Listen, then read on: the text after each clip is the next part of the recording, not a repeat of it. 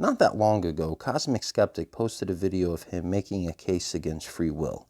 In a nutshell, his argument is every choice we make is solely based on our desires. And since we can't control our desires, we can't control our choices.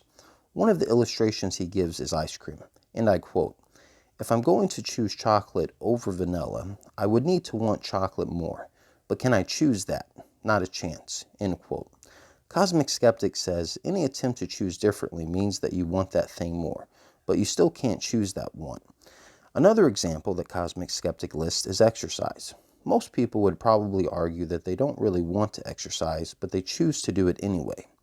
But according to CosmicSkeptic, they're not really choosing this because all this means is their desire to go to the gym is stronger than their desire not to go to the gym for whatever reason. So they're only going to the gym because they desire to go, not because they're choosing to go in the true sense.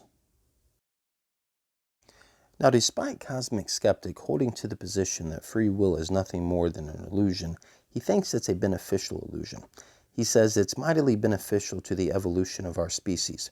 But I would say maybe it's so beneficial to us because it's true. Just a thought. Now, in response to his argument against free will, I could talk about how I think he's conflating desire with choice. I don't agree with the premise that our choices are determined by our desires. But instead of talking about that, I'm going to explain why his argument and every other argument against free will is self-defeating. The issue is, it's self-defeating to argue against free will because arguing for or against anything necessarily presupposes free will. Because in order for an argument to be valid, the person has to be able to reach their conclusions by reasoning. And someone can only do that if they're free, so they can think freely and make choices about what they're contemplating. So on one end, if someone truly does have a valid argument against free will, it's self-defeating because someone can only produce a valid argument if they're free in order to think freely.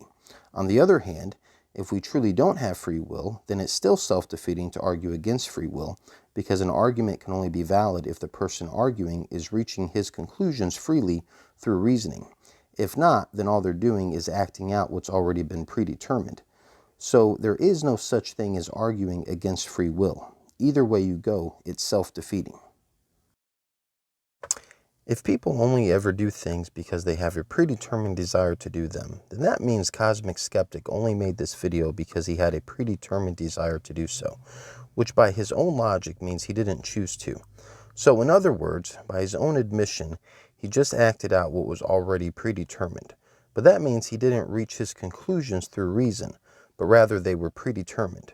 So there's no reason for us to trust them.